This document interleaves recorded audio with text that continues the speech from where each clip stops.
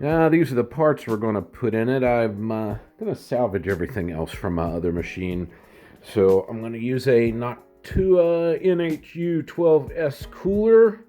Haven't used one of these before. I usually use Cooler Master, but we're going to try this one. We're going to put in 32 gigabytes of Crucial RAM.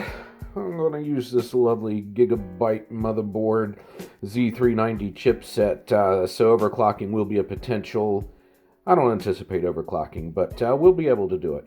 And the star of the show is going to be the Core i9, and this is a 9900K. So, yeah, let's get right into it. Alright, so this is the case I'm going to put the machine in. This is a case I've had forever. So we're just going to do a bit of a recycle here. This is some type of a Thermaltake case, but I have no idea which one, so maybe somebody out there can tell me what model number it is. But it does have dust screens, one on the front, there's one on the top, there's also one on the bottom. I won't vouch for what this thing is going to look like when we open it up here, but let's find out. All right. Yeah, well, there's a little bit of dust. All right, so this current computer is actually a 7600K. There's one of those Cooler Master coolers that I like to use, but it doesn't disperse enough heat for that Core i9, so we had to go with something else. I already have a GTX 2080 in this machine, running on a 650 watt Thermaltake power supply, which is just gonna be enough. So I'm gonna get this thing laid down and start taking it apart. And oh, yeah, by the way, I don't like running cables, so they just go wherever they go. Alright, so I've laid this full tower case down. We'll just start unplugging wires and go for it. I'm going to hand the phone off to my trusty camera holding assistant here. Alright.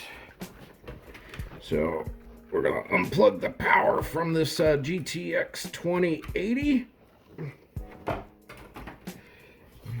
We'll unplug the main board auxiliary power.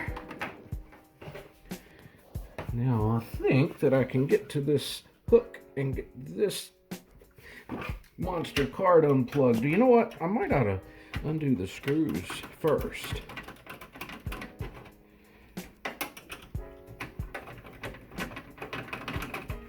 Alright, now let's try to get this big old video card out of here.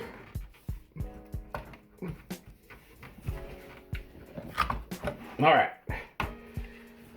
We're going to set this thing down over here. Okay. USB 3.0 header. Mainboard power. Okay. SATA cables. Alright, and power switch, which the power switch on this case is actually shorted out, so I'm using the reset switch as the power switch. An audio header.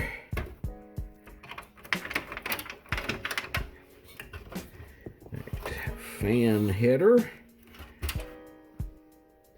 And the CPU fan header I may not be able to get to, but that's okay. I'll take the whole motherboard out with the RAM and the CPU, cooler, and all of that as one piece. We'll do that here in just a second. Alright, so we'll undo the screws now. Trusty camera assistant. There, hold that phone.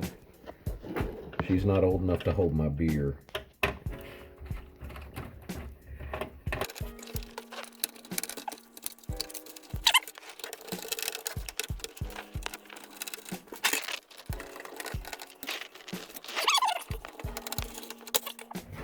All right.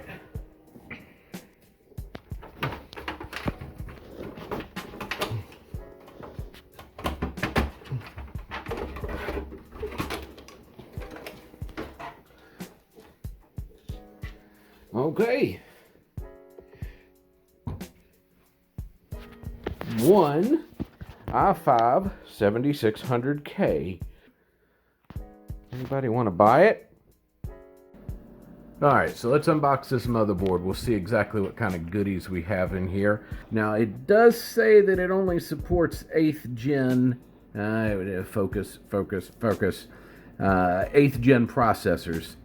However, I've already opened up this box, and as I'll show you in a minute, it does support 9th generation. So, okay, so let me show you what we've got in here. One motherboard, and as you can see right here, it does actually support 9th generation processors. They've just not updated the box. So underneath the motherboard, we have the back plate. We have a user manual, driver disc. In my experience, the drivers are always out of date anyway, so you know, whatever, right? And SATA cables, very basic. Now I'm going to decide what I want to do next. I'm very sure that I want to put the back plate onto the motherboard for that Noctua cooler. Might go ahead and install the CPU and the cooler and the RAM before I put the motherboard in the case. Just depends on if I feel like the screws are going to be obscured in some way. But one of those steps will be next. All right, so we're going to unbox this bad boy here.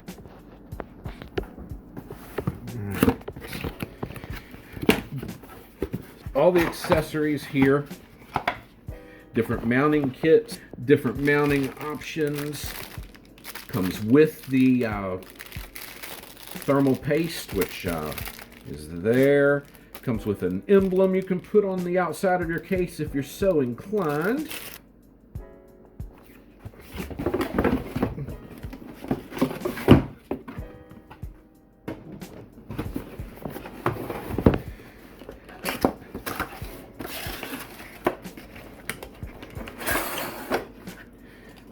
Right, the cooler. This thing is great. Noctua makes a great product. I'm not paid to say that. This is actually set up to where you can put a second fan on here, spaced out correctly. It won't vibrate. One fan is going to be sufficient for our needs until I decide to overclock. So it is a thing of beauty. Yeah. Alright, so these are all the parts we're going to need in order to mount the back plate to the motherboard. And it's a pretty straightforward process. One back plate. There are notches, 3 holes there that line up with the 3 holes here. All right. 4 spacers. And then the 2 brackets. These brackets, the fan will slide in between the middle of, so make sure you have them oriented the way you want. If they're like that, the fan will be like this. You turn them like this, then of course the fan will be this way. I want my fan this way to blow towards my exhausting external fan. So these brackets get mounted in this orientation here. All right. Another thing to note, there are 3 positions here that it could go into. We're going to use the middle one. All right, for right now, I'm just putting these on kind of finger tight. We'll worry about tightening them up the rest of the way. The additional hardware that we need to mount is already attached to the fan. We'll take the fan off so that we can get to these screws. It comes off very easily. Pull up on this bracket. All right, so this is the next thing to unbox. We'll just get right into it. I've already broken all the safety seals.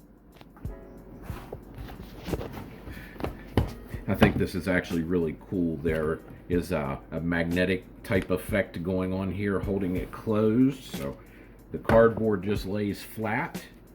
You can see if I get them close together, they magnetize right back. So yeah, good on you, Intel.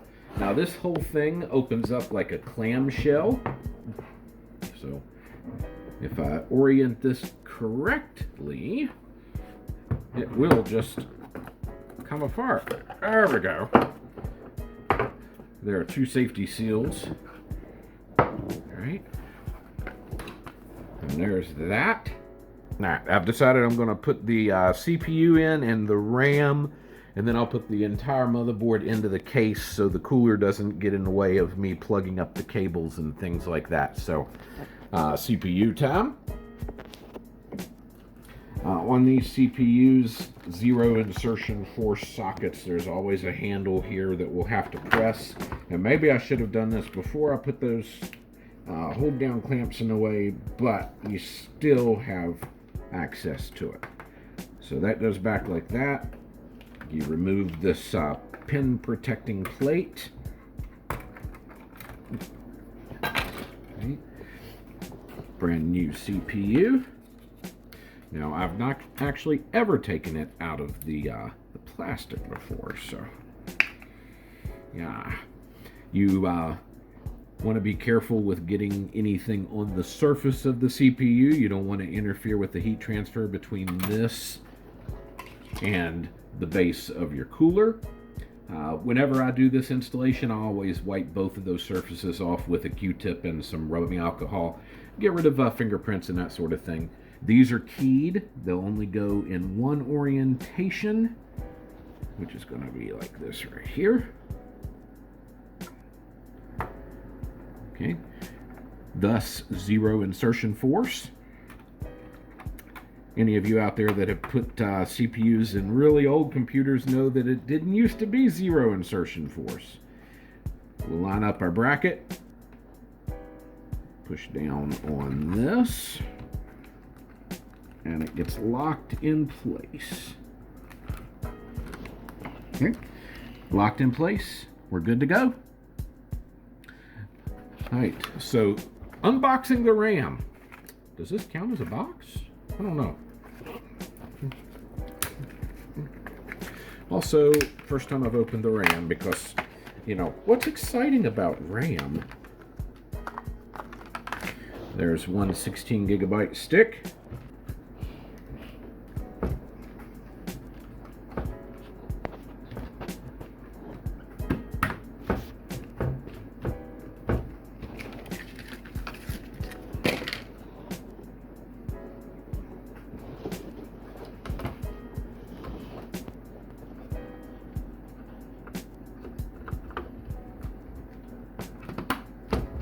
Okay. All right, it's all locked. We'll move on to the next step. Right, all the wires are plugged up. The header is plugged up as well. As a matter of fact, I didn't plug up the power LED or the hard disk drive light LEDs. I don't care about those.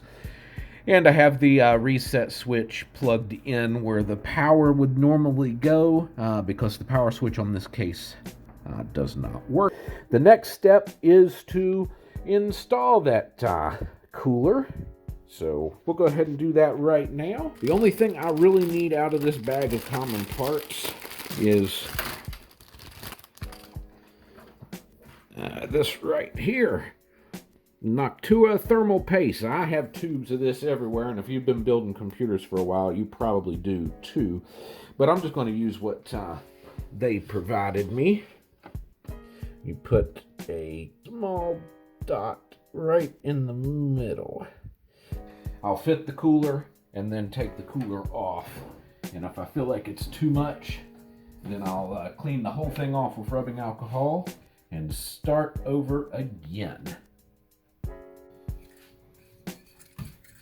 Okay, so fitting this on here should be relatively straightforward.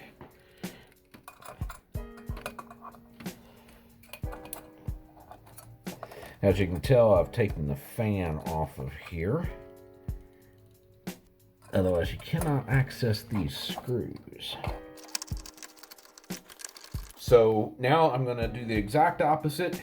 We're going to take it loose and see how that thermal paste spread out. Mainly because I'm not sure if I use too much. All right. So that might have been just a little bit too much, but I can see it also didn't go all the way to the edges of the CPU. I'm going to flip this 180 degrees and put it back on. And I think it's good to go. Okay, very good. All right, so I have the heatsink oriented the way I want. The fan is going to blow air through this side of the heatsink. Then this exhaust fan is going to just blow it out of the case. I know you can't see the back side, but I'll show you on the front side. These are incredibly easy to install. The hook, you just pull it down, let it grab the fins. That's all there is to it. And it's actually so easy to install that it makes me think it's not installed, but it is. It's GPU mounting time. So put this 2080 back in here. And I think that the wires are long enough for the ATX power for me to let them go underneath this card. Okay. All right, one GTX card. I'm going to mount the wires for the power and the screws. All right, so power is hooked up to the video card. Got the screws in place. Fan header is on. My hard drives are plugged up. The next thing to do is to turn this thing on and see if we get a solid boot. I have not formatted the hard drive that's in here. It is on a SSD and then a backup hard drive for data.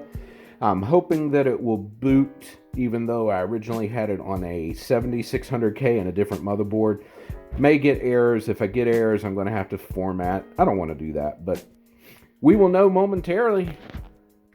The boot up was successful. One brand new 9900K with 32 gigabytes of RAM up and running. The only hitch with the boot up, Windows 10 needed to be reactivated. And I will run this thing through some bench tests. And yeah, I'm going to be very happy. I better be happy. Bye.